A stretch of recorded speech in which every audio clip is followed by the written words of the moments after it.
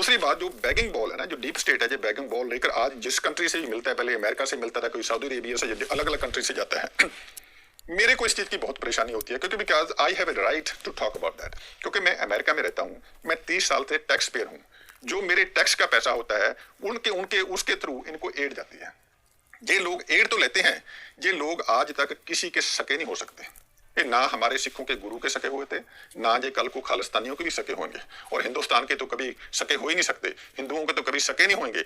हिंदू, यहूदी और सारे जो जो भी लोग हैं ना, जो क्रिश्चियन, इनको तो दुश्मन समझते हैं, लेकिन सिखों को भी अंदर से बहुत ज्यादा नफरत करते हैं। मेरे को मालूम है ये यूज करते हैं, जो जो भी जबकि इनको जरूरत पड़ती है इनको यूज कर रहे हैं, कुछ लोगों को फंडिंग करके, एक्सप्लॉइट करके उनको यूज करते हैं।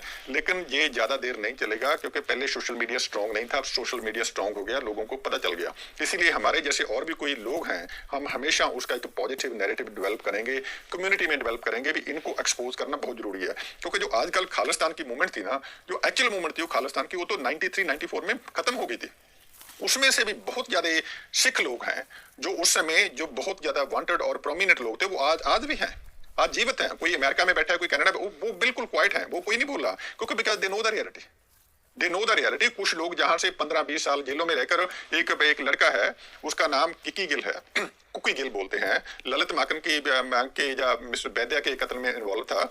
वो अमेरिका से 16 ईयर न्यूयॉर्क की जेल से रहकर वापस भारत आता है।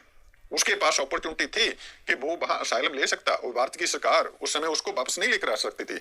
वो आया, वो तिहाड़ जेल में रहा, उसमें पूरी सजा की, आजकल लुधियाना में रह रहा है। और वो आदमी भी इनके खिलाफ बोल रहा है।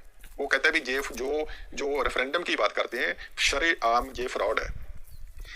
पंजाब में सबसे बड़ा इनका नेता था सिमरजीत सिंह मान, 2 बार लोगों ने MP बनाया, और उसका रिकॉर्ड था 500,000 वोट से जीत जाता।